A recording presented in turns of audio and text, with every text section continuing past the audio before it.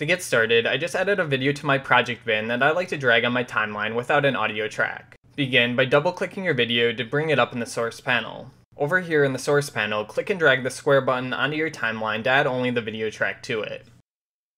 On the other hand, if you only want the audio without the video, just drag the button to the right of the square in the source panel.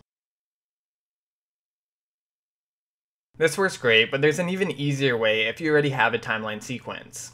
Simply deselect the A1 button that's furthest to the left. Now just drag your video onto the timeline to add it without audio. Just remember to turn the A1 button back on when you want to add video with audio again.